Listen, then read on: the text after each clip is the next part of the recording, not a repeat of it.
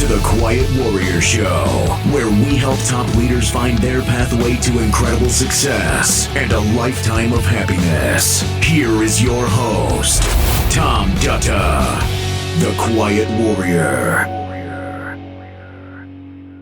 Well, welcome to the Quiet Warrior Show. My name is Tom Dutta. I am the Quiet Warrior. I'm excited to have on the show today Mr. Jim Estill. Hey, Jim, welcome to the show. Well, thanks for having me. You're welcome, Jim. Hey, listen, we were just kind of sidebarring before we got on. I said I live in a very cool place, and I want the audience to know that we met. Really, I was following your inspirational posts on LinkedIn, and I had passed by many times products that your company makes, never really understood the power of them. And then here we are talking, and I actually bought something, an air conditioner, and I'm living in this really cool place. That's awesome. Yeah, so there's a lot to Jim Estill. So Jim, this show is really about you. So let's turn it to you. Tell us a bit about yourself. So I'm an entrepreneur. I started my first business from the trunk of my car, and I grew it to a couple billion in sales. I retired and was doing some venture and angel capital, and I happened to sit on the board of this company, Danby Appliances.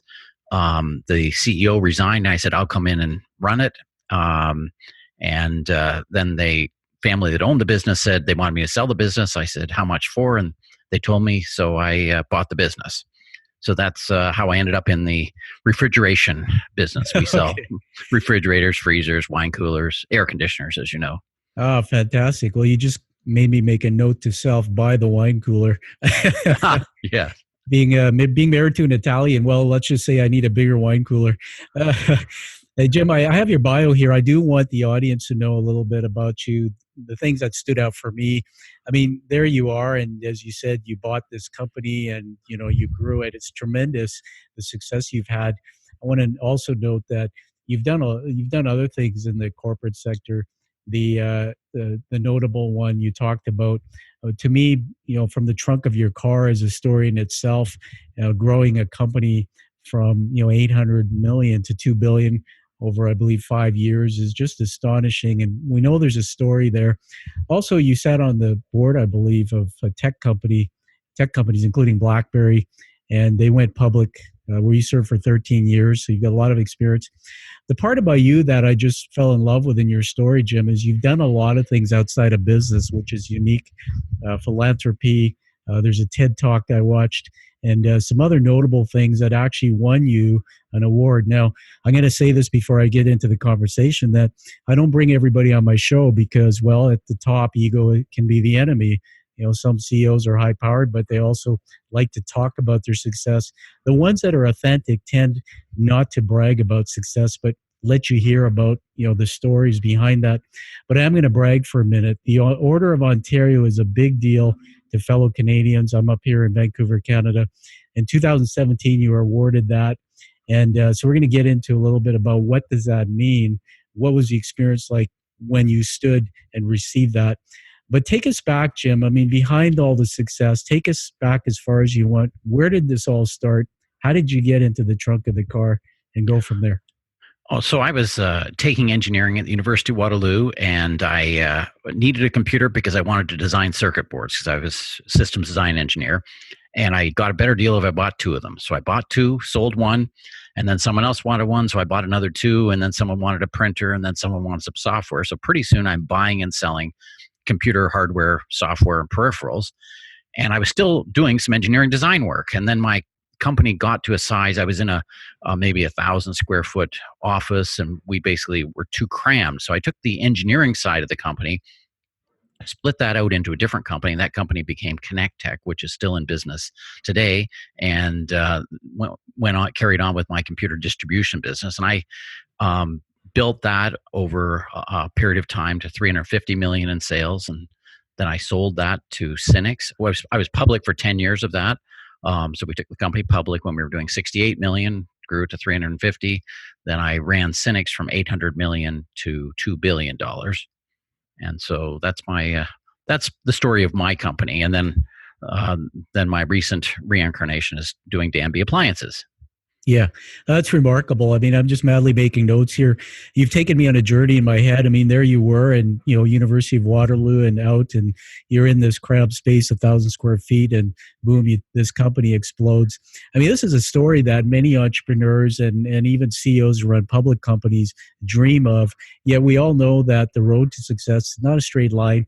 There's a lot of talk about scaling business and the pain that comes with that. Give us a couple of your best lessons learned, failures, challenges, anything you want to talk about there. Well, in growing a business and scaling business, most of it's about culture. Yeah. And part of the culture I want to have actually is what I call a failure culture. And I believe in fail often, fail fast, fail cheap. And having a failure does not make you a failure. So I tried doing a number of things, many of which were failures, but you don't know me for those things because some of them actually worked. And when they worked, people thought I was a genius. So it's fail often, fail fast, but the key is fail cheap also. If you fail too expensively, it doesn't work. Yeah, absolutely.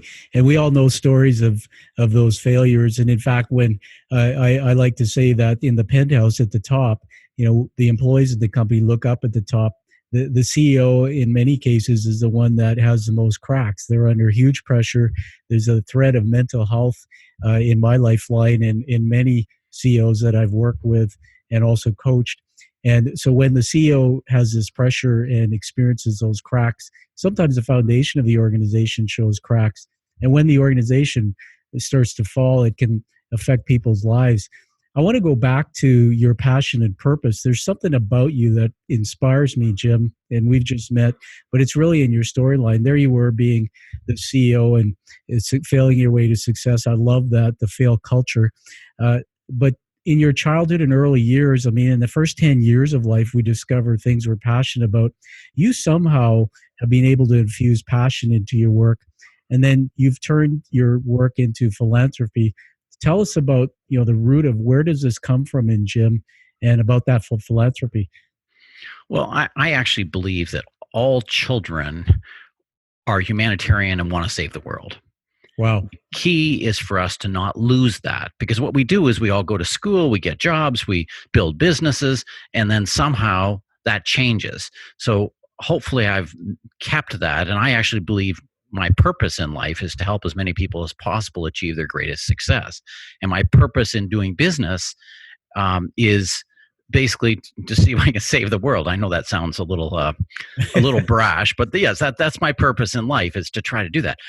I also believe that wealthy people, I was lucky because I became wealthy, and then I realized that it didn't make any sense to become wealthier.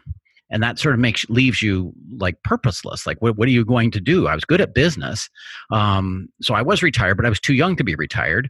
And so now when I come into business again, I approach it with a new purpose and passion, which is I'm going to save the world.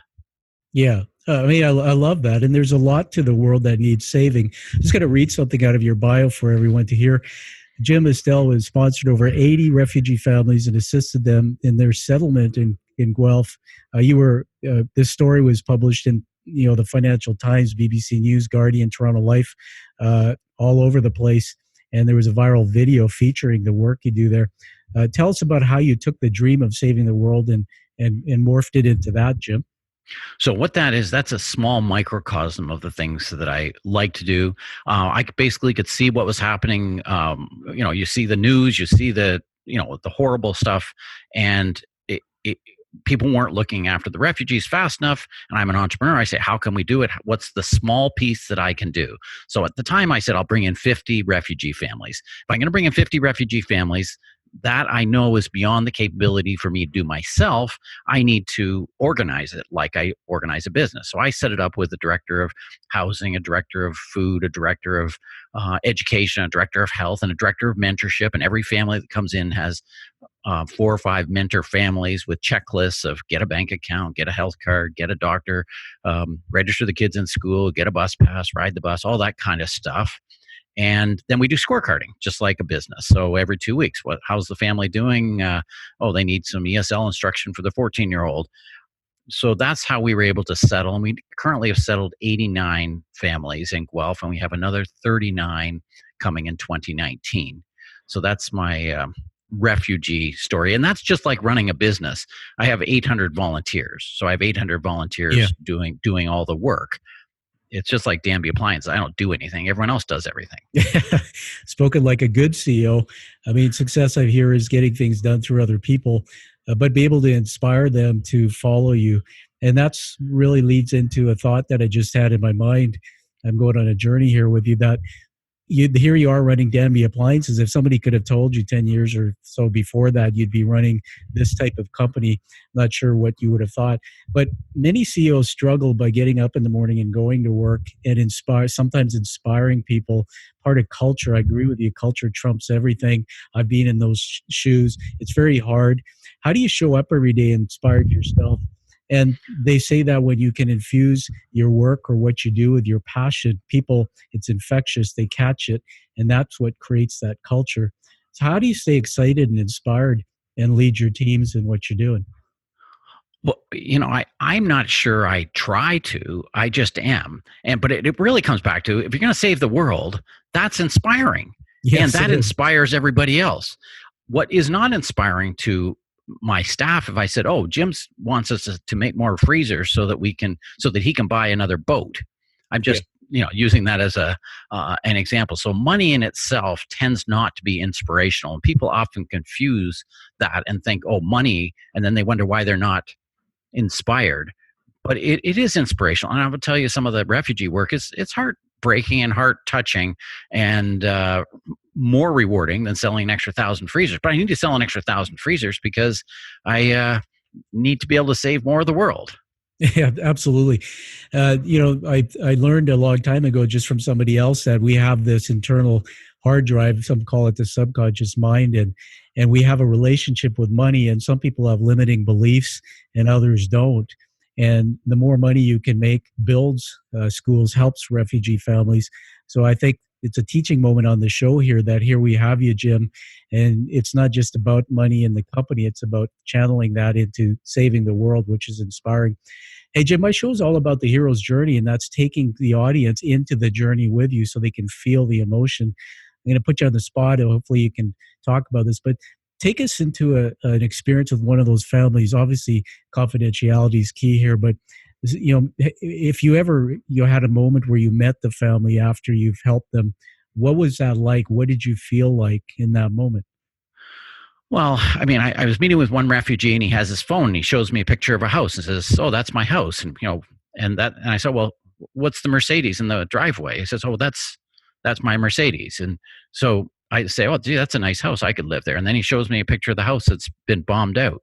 Wow. And then you say, "So what did you do in Syria?" "Well, I sold clothing." "Oh, okay, great. So what did you do? You had a shop?" "Yeah, I had a store." "And well, how many employees do you have?" "I had 80 employees." And yet he no longer has anything. So the guy has to start over. And I just could identify and say, he's just like you or I. And I will tell you, he'll be a credit to Canada and a credit to what we're doing. And you feel warm to have saved that. But then there's the sad stories, like my brother died yesterday, got killed yesterday. And the reason I came is because, people die. And yeah. I also did learn the secret to happiness, though, I'll tell you, from this refugee project. Yeah. And that's worth a lot. The secret to happiness is being grateful for what you have, not ungrateful for what you've lost, or ungrateful for what other people have. And I've seen that because I have refugees who are happy. They're grateful for what they have. They're not, but the other ones are not as happy because they're ungrateful for what they lost. And some of them are not as happy because they're ungrateful for what someone else has. And I think that applies to all of us. That's just amazing, Jim. I mean, what wisdom coming from you, but it's believable. And that's why I think your story is powerful. And obviously you know this, because when you tell the story of meeting some people like that and you share their stories, that's really where the magic happens. I mean, I always like to say my roots are back to, my parents are from Fiji. I lost my dad a year ago. And my roots are to India. Some people say if they go to parts of the world they've never been, and you get there, you find people who really have nothing, and yet they're happy people because they don't know what they don't know. and they come to another country, and sometimes they struggle settling in and adapting to the world and the culture. But they bring with them, as you said, that belief system, and that drives them and makes them incredibly successful. So thanks for sharing that. Jim, I want to shift gears and go back to the success you've had, the big picture, and something that's not talked about enough in the media. I've spent 10 years at a board level in the mental health sector. I publicly have told people that, a decade ago, I learned about generalized anxiety and some of those things that impact me. I've had many people in high success, CEOs particularly, who can't talk about their vulnerability because of the stigma. How do you stay strong from the neck up? And what's your advice to people working under the pressure of building a business when some days it can be difficult? I'm not sure I have any genius advice, except my experience is people don't need me to be invincible. Yeah. And people, and maybe that's just authenticity. And it's actually fine for me to come in and say, gee, I don't know what we're going to do about these tariffs in the US. I don't know what the impact's going to be. And people say, yeah, let's figure it out. And people rally around more. As far as inspiring people, that's also what I've done to inspire people. I find if I come in the morning and there's snow on the walk and I start to shovel it, next thing you know, everybody shovels it. It's just the people follow. That's what they do. That's fantastic, Jim. Regarding saving the world, it's interesting because there's so many issues, political issues and non-political issues. You're focusing in part, I like the word microcosm. It gives us that worldview that you're doing so much more with this story. And I believe that your work is yet to begin. I believe that, we're put in a situation and given these gifts and we're walking a path, and I don't think you've arrived yet at what that future is. But when you look at the world, Jim, give me a view in your mind of, what you want it to look like in the future. Well, of course, like every child, I want world peace. Yeah. And I also am schooled in the 5 whys. Why do things happen? Like you do that in a business. Ask yourself 5 whys. Drill into the real problem. A lot of the real problem that we have happening in the world right now today is climate change. That is, in my opinion, our biggest number one priority. And I do believe that we can impact and change it if we all come around and change it. I actually have another company I'm starting which will change the world environmentally and climate change wise. And I believe that ultimately that's where we need to go. Well, that's pretty cool, Jim. The first thing I'm going to do after we release this show is have my daughter listen to you. She's in Fourth View University back actually in Mount Allison in New Brunswick. And when she was she went to private girls' school out here in Vancouver, she implemented the first recycling program for her school. And now she has an interest in environmental engineering and a big interest in changing the world.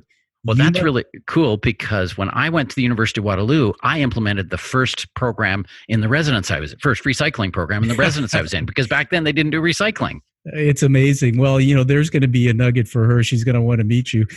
That's the thing that came to my mind here in this talk now is about millennials and the Gen X's, all these next generations. I have worked with a lot of bosses, and there's some great research now. I know you know this.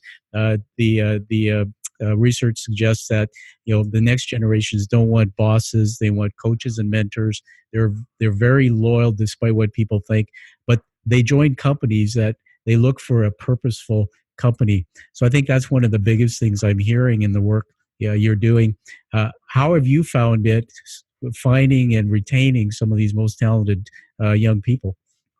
So the Refugee Project had some unintended consequences. One of those unintended consequences was high engagement in the staff. Like staff, it turns out, are more inspired to save the world than they are to make another wine cooler. And when they realize that making the wine cooler is linked to saving the world, they are inspired. So you end up with a much more motivated and inspired staff as a result of that. Our motto is do the right thing. So as a result of that, it has helped me with recruiting, for instance. I used to spend money paying for recruitment ads. I never spend money. I get one a day resume across my desk. Wow. Well, there's a universe bringing to you something because of what you're doing. Jim, I have another question before we kind of move to the wrap up and get you hear from you on the last word. And that is this Order of Ontario. Now, it's a high honor. I want you to just help us understand, what is that and what does it mean to you, and take us into the moment. I don't know how you received it. I'm sure there was a ceremony. What did it feel like? And get a visual of what that was. So I got Order of Ontario, and then about a year later, I got Order of Canada. So I'm sure we sent you the wrong bio or dated bio. So I now have Order of Canada as well. When you get Order of Canada, you go in front of the Governor General. She says a few words. It's a lot of pomp and ceremony. I will say it's a huge honor, and it's very surreal. Yeah. It's because you're receiving, in the presence of all these people with PhDs, and everyone else on the stage and podium is much smarter than I am. It's just it's an honor to be honored, and it is very it's almost above my pay grade, if that makes sense. Well, I'm sure I'd like to have your pay grade anyway. I got to say that we are honored to know, and that was my bad. The bio has that in it. Order of Ontario in 2017, Order of Canada 2018. It's remarkable. One of the things I love about you, Jim, and your story is you're humble. There's humility. You don't brag about your awards. But one of the limiting beliefs that I find sometimes people have is that they think that winning awards, they think that maybe that's in some ways arrogant, or it changes you. I actually think that what you've done is being recognized. It's a sign that the universe is seeing Jim as somebody who's changing the world. But when you get that award, it opens more doors. And I'm sure that there's going to be many more doors that will open as a result of that. And maybe another door is going to open soon when the Raptors win the NBA. I'm sure it's kind of crazy out there in what do they call it? Jurassic Park? That's right. Pretty awesome. Jim, as we move to wrap up, I want to hear from you about how we can get a hold of Jim and your body of work if people want to connect to you, and you do some speaking and other things. So the best thing is our website, www.danby.com, and that's the company. And I always have a test when I meet people. I say, I'm not going to give you a business card. If you can't Google me and find me, then you're probably not, worthy of speaking. So my email is out there. I have a blog, jimestill.com. And I'm obviously on LinkedIn. I'm a big LinkedIn user, but anyone's welcome to reach out anytime for any reason. Yeah, that's fantastic. Everybody, I do encourage you to connect with Jim. If anything, surrounding yourself by successful people, by people who have taken the journey that maybe you're inspired to take. It's always good to talk to a Jim. Jim, I want to honor you with, as we move to wrap, the 4 words that I wrote down here. These are leadership words. I write them down. They're not scripted. They come to me as I hear you speak. The first one is servant leader. You are serving the world in what you're doing far beyond your business. We're so proud of you. Number 2 is inspiration. I think I saw it on LinkedIn and I thought, is that really the real Jim? Well, after hearing you today, my friend, it's just inspiring. 3 is peace. There's something about you. I have the privilege in my studio of seeing you on a video, and even the way you are, you have this motive of peace that comes out of you. I think that the world needs more of that. And finally, trailblazer. I mean, look at what you've done, and you're blazing a trail. So, Jim, thank you very much for being here on the show, and we will have you back in the future again. Well, thanks for having me. You're welcome. Everybody, listen, find that true passion like you hear from Jim, and that purpose in your life. Live the life that you deserve and desire. Find this show on iTunes. Give it a high rating so we can honor Jim Estill and his story. And we'll be seeing you again. Thank you for listening to The Quiet Warrior Show. Create is a motive-based leadership development firm. www.kreat.ca